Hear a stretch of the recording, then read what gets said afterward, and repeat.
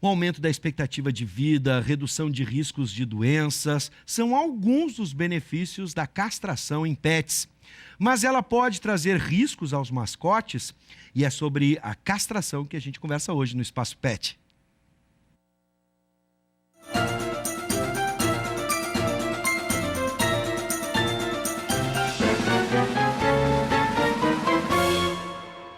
Com a gente, a médica veterinária, a doutora Alessandra Hall. Seja bem-vinda, doutora. Obrigada. Bom, e você de casa já conhece o Espaço Pet. Você pode mandar dúvidas a respeito do tema, castração, mas também você pode mandar a foto do seu bichinho de estimação. Tem uma foto aí do seu cachorrinho, do seu gatinho, do seu pet? Manda pra gente pelo WhatsApp, 99588-2374, 99588-2374. Manda a foto agora pra gente, que a gente vai colocar na tela e seu pet vai se tornar uma celebridade aqui na Ubra TV. Bom, doutora, primeiro, para a gente começar, tem uma idade ideal para a gente fazer a castração?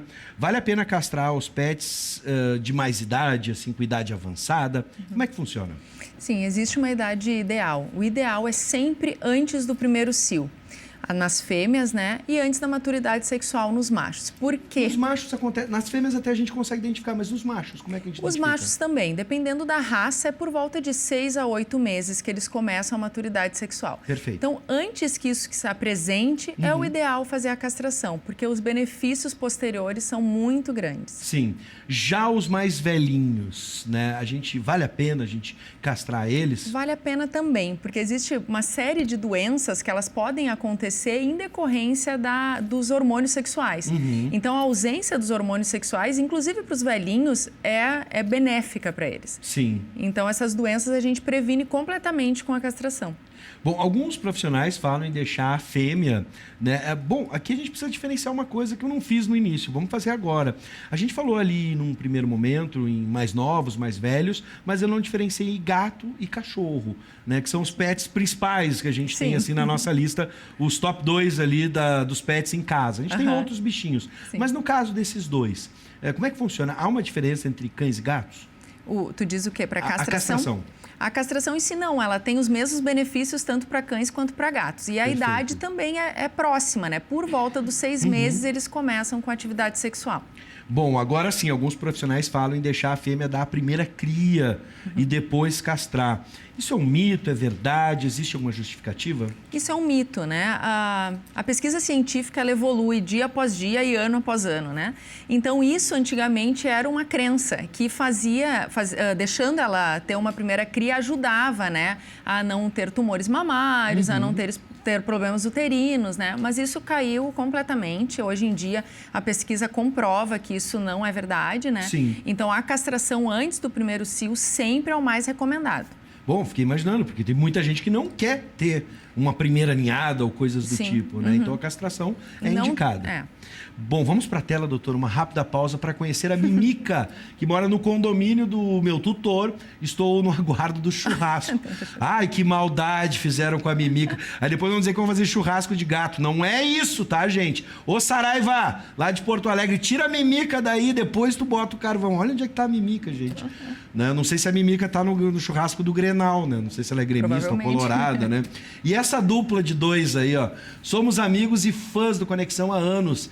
Eu, a SRD, tá? Convivo com amizade com o Borg. Somos de Novo Hamburgo. Auaus e lambidas em vocês, amigos da NECA. Olha que dupla bonita essa. Um bem cabeludo e o outro é meio pirata, né? Tá com tapa-olho. Celebridades. É isso que a gente quer aqui, ó. Você mandando a foto do seu bichinho. 99588-2374 pelo WhatsApp, tá? Tá na tela para você mandar. E mande perguntas também, dúvidas a respeito da castração. Falamos sobre o aumento de peso em pets castrados. Algumas pessoas identificam isso. É fato, isso acontece. E por que isso acontece? O que o tutor deve fazer? É fato, acontece mesmo. Porque o que acontece? Os hormônios sexuais, eles regulam o ganho de peso. Então, no momento que a gente castra, a gente remove por completo esses hormônios sexuais e o ganho de peso, ele acaba acontecendo em decorrência estrita da ausência dos hormônios sexuais. E, consequentemente, também o sedentarismo, né? O animal castrado tem uma leve tendência a se tornar um pouquinho sedentário, né? E isso acaba culminando no ganho de peso. O que acontece? Já na consulta que a gente indica a castração, a gente já indica para o dono também um controle alimentar, rações específicas, para que isso não aconteça, para que a gente não troque um benefício por um malefício, que é o aumento do peso, né? Então, a gente já orienta isso nessa consulta já para que ele já comece com rações light, hipocalóricas, para que não aconteça o ganho de peso. Isso é importante, rações específicas para isso e não reduzir a quantidade de ração. Não reduzir a quantidade de ração, porque cada ração ela é completa por si só. Existe um nível de proteína, de carboidrato, tudo necessário. Então, a gente tem que entrar com uma ração específica para baixa caloria. Senão a gente acaba desnutrindo o animal. É, isso aí. Não é para ninguém passar fome, tá, gente? Quais doenças? Agora vamos falar dos principais benefícios e por que a gente está insistindo tanto nas pessoas castrarem os seus pets. Isso. Quais as doenças que podem ser minimizadas ou até mesmo eliminadas se a gente fizer a castração, especialmente na época ideal? Na época ideal. Então, assim, nas fêmeas, a gente reduz em até 99% o aparecimento do tumor mamário. Porque os tumores mamários, eles são hormônio dependentes. Então, se a gente remove esses hormônios antes que eles comecem realmente a circular no organismo, a gente tem um ganho de 99% no aparecimento do tumor mamário. Então, isso já é uma mega... Sem dúvida. Um mega ganho, né? Verdade. E mais ainda o aparecimento de lesões uterinas que acontecem nas cadelas com os cios irregulares, né? Às vezes as cadelas começam a ter um cio irregular, secreção de hormônio fora do padrão e isso acaba predispondo a uma patologia chamada piômetra, que é uma infecção que fica dentro do útero. E é uma patologia que é estritamente cirúrgica, a resolução dela. Então, já não tendo útero, já não tendo ovários, a gente já não tem o risco da piômetra. Sim. Falando nos machos, né, que é o grande problema, né, das pessoas terem um grande, assim, preconceito, né, em castrar macho. Por quê? Mas eu não sei.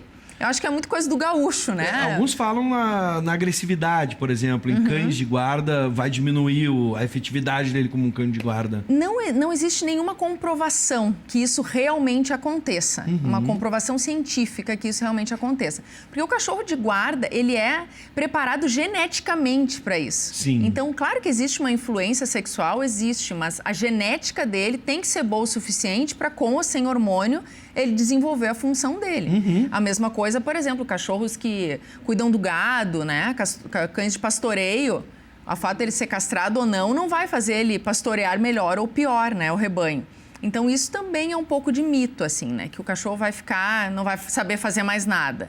Não, a genética dele vai fazer com que ele faça o que ele foi selecionado geneticamente para fazer, né? Sim, perfeito. Os benefícios para os machos. Os benefícios para os machos. Então, tumores testiculares acontecem bastante nos machos também. E uma patologia chamada hérnia perineal, que é uma frouxidão dos músculos do períneo, né, ao redor do ânus, que acontece nos machos não castrados. Isso acontece e acaba causando uma herniação mesmo. As vísceras de dentro do abdômen acabam saindo pela região perianal ali. Sim. Então, isso é uma coisa hormonal, altamente hormonal. Castrando, a gente evita esse tipo de doença, que é uma doença bem grave, assim. Bom, preste atenção, por isso que a gente insiste tanto que você faça a castração do seu bichinho de estimação. Vamos ver mais uma celebridade, doutora? Bota na tela quem é a figura que está chegando aí pelo WhatsApp, 995882374. Mingau, 19 anos, mas o Mingau é um guerreiro. É um guerreiro. O Mingau dá para dizer que é o centenário. Na idade dos gatinhos é um centenário. E o Chuck, 16 anos, ambos castrados.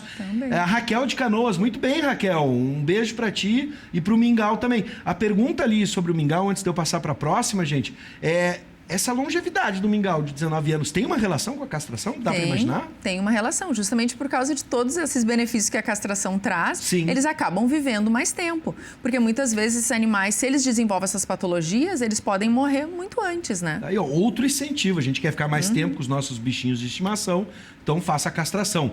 Tem um pitbull, moram em casa. Ter animais em apartamento, acho anti-higiênico. No inverno, certos condomínios, e um fedor de urina e odor pelo molhado. Reclama o Luiz, que é motoboy, né? E olha, um pitbull, ele mora na casa, é um cão grande. É um cão grande. Vou aproveitar aqui a expertise da doutora, mas essa relação com os ambientes, isso pode, por exemplo, um cão como um pitbull, um Rottweiler, um Fila, entre outros que são muito grandes, de porte grande, tendo um espaço pequeno, isso pode reduzir a qualidade de vida deles? Ah, com certeza, com certeza. Até a expectativa de vida? Até a expectativa de vida, eu diria. Porque esses animais, eles precisam de uma certa atividade, né? Hoje em dia, uma luta que a gente tem é com o sedentarismo dos animais, né? Porque as pessoas, elas querem ter os animais, mas saem de manhã às 7 da manhã, voltam às 6 da tarde, o animal fica trancado dentro do apartamento, né? Acaba criando até problemas psicológicos, né? Sim. Muitas vezes em decorrência disso, desse tempo todo sozinho. Porque o que a gente tem que pensar é que o animal é um ser que ele precisa de atividade. Né? Como nós, né? Nós não podemos ficar sentados dentro de casa o dia inteiro, né? Tem gente que tem preguiça de passear com o cachorro. Justamente, o que é extremamente prejudicial para ele. Para os dois. Para os dois. Vamos deixar bem claro, para o tutor e para o animal. E ter cães grandes, assim, dentro de espaços restritos, acaba prejudicando muito eles. Bom, alguns tutores que optam em não castrar o seu mascote, o que eles devem estar atentos, incluindo o mercado que oferece, por exemplo, opções de contraceptivos, especialmente para as fêmeas. O que a gente tem que estar atento? Olha, eu optei, as pessoas, um tutor responsável, ele opta, né, em não fazer a castração. O que isso pode, o que ele tem que estar atento para ter qualidade de vida para o seu bichinho, né? Uma das coisas principais é controlar o ciclo da cadela. Tá. Isso é uma das coisas que a gente chega na consulta e pergunta: quando foi o último cio? Ai, doutor, eu nem lembro. Então, isso é uma das coisas principais que a gente precisa. A gente marca na agenda, no calendário, o dia do ciclo. Os ciclos de cadela, eles variam de 6 em 6 meses até 8 em 8 meses. Mas a gente não pode ter um ciclo, por exemplo, com intervalo de 3 meses ou um intervalo de 10, 12 meses. Isso, obviamente, tem alguma coisa errada. Sim. Está fora do padrão. Baseado nisso, a gente vai buscar exames e tudo para conseguir determinar o que está acontecendo. Então, isso seria o principal, que é uma das coisas que é raríssimo o dono que opta por não castrar, saber o cio, ou quantos dias dura, quantidade de sangramento que se tem. Tudo isso são informações importantes para o médico veterinário determinar se aquele animal realmente está com saúde ou não. Perfeito. Né? Contraceptivos, por exemplo. E lembrei de outra opção, você já deve ter visto, não sei, hoje não é tão raro, mas o meu vizinho usava numa linguicinha a fraldinha. É uma espécie de absorvente, né? É um absorvente. Pois é, essas opções, o que a gente pode imaginar? E os contraceptivos também? Então, os contraceptivos é um grande problema hoje na veterinária, porque como é que eles agem? Eles agem bloqueando o cio da cadela. E para isso é uma bomba hormonal que é despejada dentro do organismo para que pare o ciclo.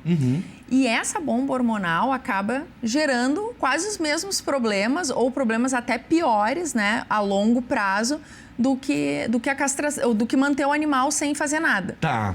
Por quê? Porque acaba hiperestimulando tanto o útero quanto as glândulas mamárias e, num futuro, pode gerar tudo isso que a gente tenta evitar, que são as lesões uterinas, né, a piômetra e os tumores mamários. A fraldinha pode ser uma opção também? As pessoas usam a fraldinha para não sujar, por exemplo, um sofá ou coisas do tipo. Eu acho que ela não chega a ser uma opção contraceptiva, né? Porque os cães, eles conseguem maravilhas, pois né? Quando quer, a fraldinha não impede. Quando quer, não há fraldinha que impeça. Pois é. Então é mais por questão higiênica mesmo. Só por higiene.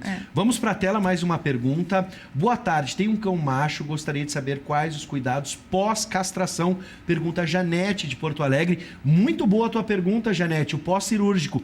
Vamos pro pré e pro pós. Doutora, às vezes as pessoas têm medo. Ai, que pena do meu bichinho, vai fazer uma cirurgia. É muito invasiva a cirurgia? Ela pode ter algum tipo pós-operatório muito complicado?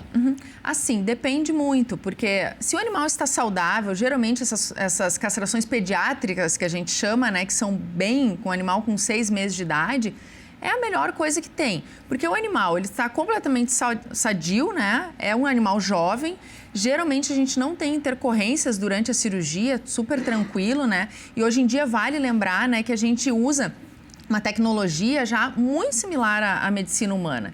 Então, os aparelhos anestésicos, todos são muito similares ao usado em seres humanos. Sim. Então, a gente já evoluiu muito na veterinária. Não é aquela coisa assim, dá uma injeçãozinha e vamos ver se dorme ou não dorme, né? Hoje em dia, a gente não tem isso. A gente já tem um controle sobre a anestesia, sobre a cirurgia em si, toda a monitoração anestésica é feita com aparelhos, tudo muito moderno, Sim. né? Similar à medicina humana. Então, a gente tem um risco mínimo num animal saudável.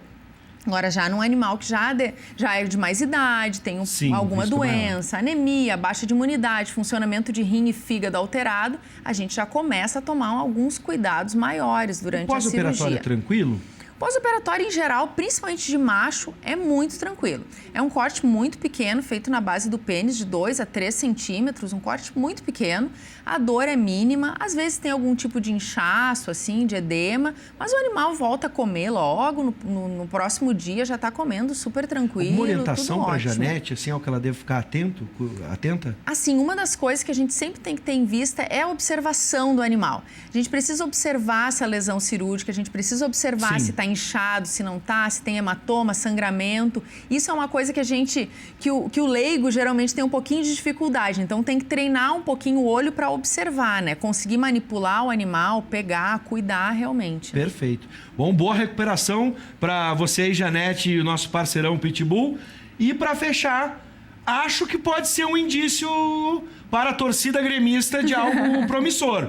O Blue, o azul tá aí. Blue tá na tela. E que olhos, hein, Blue? Matou a pau, hein? Tô com inveja. Mesmo que eu tenha olho claro também, o teu arrebentou. Laís Pedroso, de Porto Alegre, parabéns por esse verdadeiro gato que tens em casa, que é o Blue, tá bom? Aí sabe, com certeza.